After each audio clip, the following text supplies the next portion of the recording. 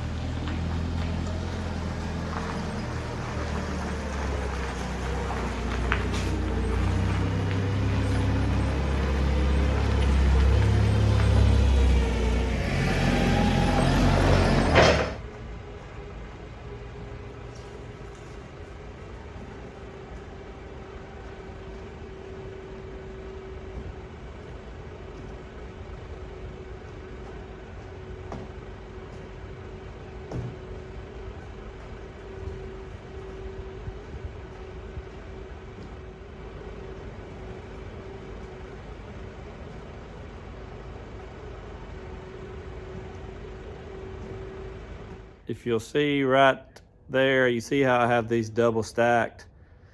If you saw me getting off the forklift and taking some off and restacking them, they come 120 on a pallet, and I take off the top layer and make it 90 on a pallet, so I have room to double stack them because they're too tall. It's kind of dark back here, not that once you've seen one box, you've seen them all, but we've got enough, hopefully, to get us by. And then after the summer's over, we'll get them back in here for sweet potato time. These boxes have one inside the other, like that. So for every 2 boxes you see, there's one inside that you don't see.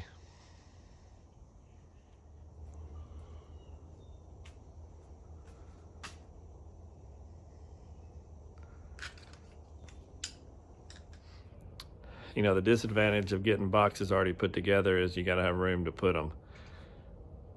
The advantage is I can get them cheaper than I do the kind that you have to put together. We'd ordered some this year, last fall, for the sweet potatoes because I couldn't get these boxes for a few weeks. And so it's nice to not have to fool with a bunch of room to put them, but then you gotta put them together and they cost more. So it's kind of a trade-off either way.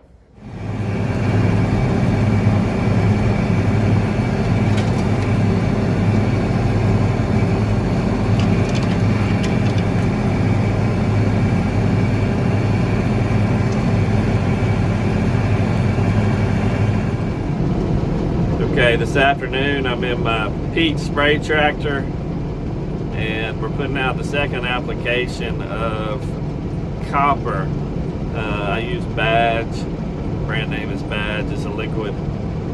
And we put out 2 applications during the winter time.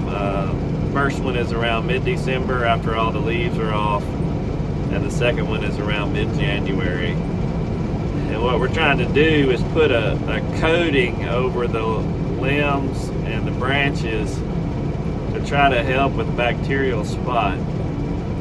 Bacterial spot, from what I've been told, is pretty much always around, and it can be blown, transmitted by wind and little sand particles, and some years we have it worse than others. We do switch over to a different product once we start spraying throughout the season and add it in there to our sprays every time we spray to help with bacterial spot. By doing all that, we, for the most part, keep it off the fruit, or have up to this point, but we still have a pretty good problem with it at times on the leaves. And what it'll do is make little shot holes, little pinholes in the leaves, and they'll kind of turn yellow and fall off. Now the trees are usually healthy enough to where they're constantly putting on more leaves, so usually it's not a problem for us, although I don't like it.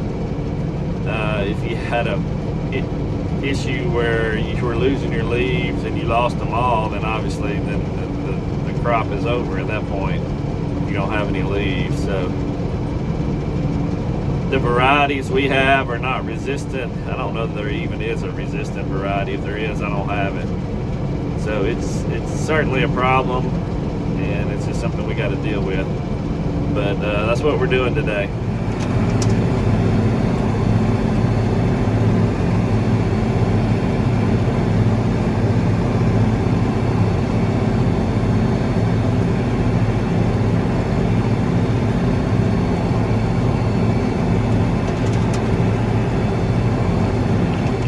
That material, again, Badge, is classified as a fungicide slash bacterial-cide, but in the case of what I'm using it for, it's going to be for a bacterial side. I'm going to show you what the jug looks like. You can see right there, fungicide slash bactericide. I use this for my peaches, and I also use it on my tomatoes for bacterial speck. Peaches is bacterial spot. I know for sure that it works really good in tomatoes, because anytime you have your fruit on there and we get rain or a heavy rain, you'll get bacterial speck, which is like little bitty black dots on your tomatoes. But by putting this out kind of as a preventative weekly, we don't get it when it rains like that on the tomatoes. Makes a big difference. If you didn't use it, you'd have it for sure. I've also used it some on my purple hull peas for a bacterial soil disease. I don't know that it works that well. It was on the label, then they took it off. So anyway, this material is blue. You'll see there on the jug, it's blue, and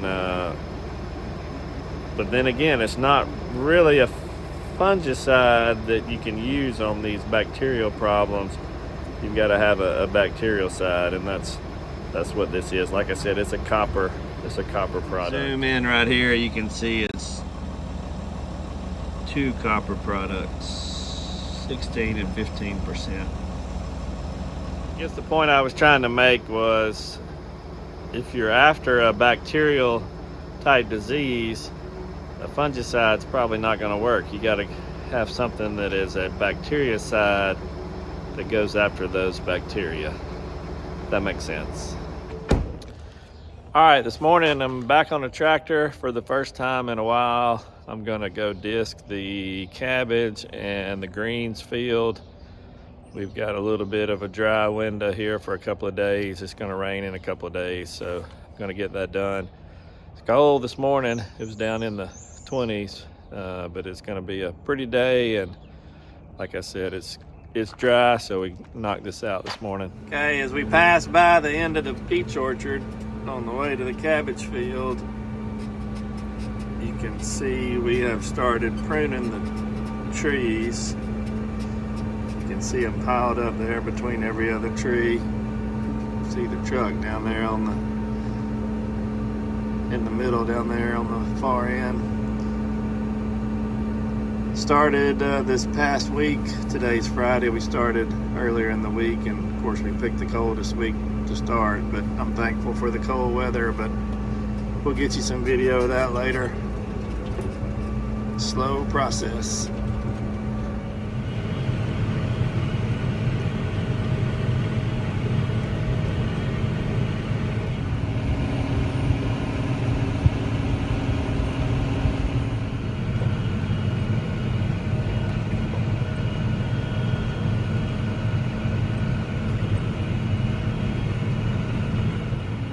I'm going to go ahead and do it twice because these drive rows in the middle, those 3 or 4 drive rows are pretty hard just from driving over them a bunch. So I'm going to run over this with the disc, everything twice.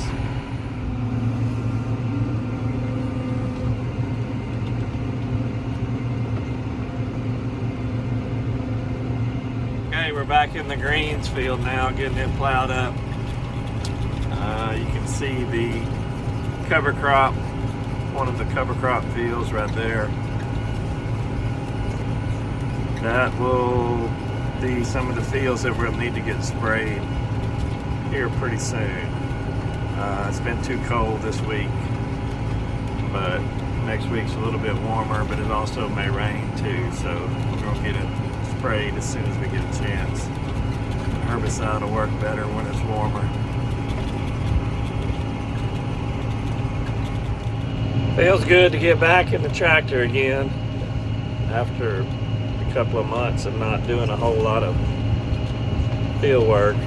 You know, maybe a little bit of something here and there, but starts all over once we get cover crop sprayed. Then I'll be on the tractor a lot pretty much from that point really on. So if you've watched my videos before, you kind of know the cycle. If you have not, then hope you'll watch this year and kind of see the whole process of how we do everything and all the many steps it takes to get it all done.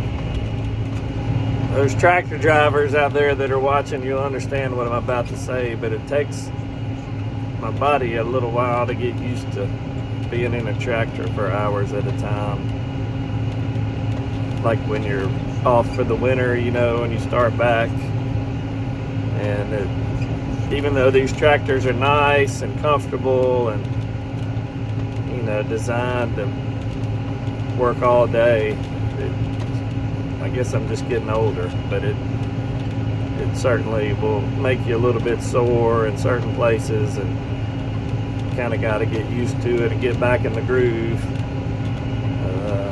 Kind of let your body get adjusted, but that's, to me, it happens to me every year this time of year. It's just kind of normal.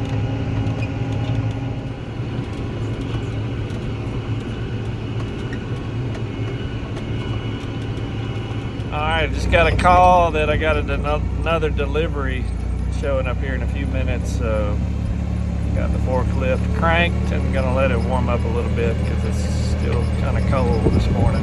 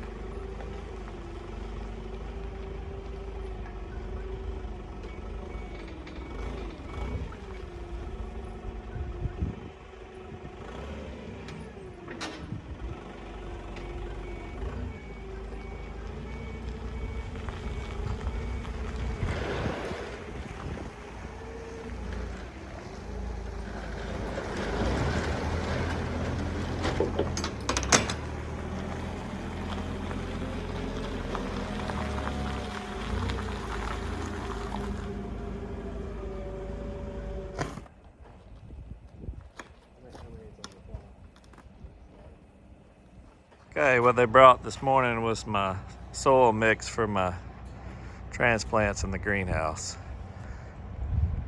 So that's what that is. All right, well, we have got that unloaded, so that's one less thing I have to worry about. I got the soil mix in, ready to go. So this video was just showing you a few things that we do in the month of January, and it'll get real busy before we know it. So anyway, I appreciate y'all watching. If y'all have not subscribed to us, I would appreciate if you did so, and like our videos, all that good stuff. And until then, we'll see y'all next time.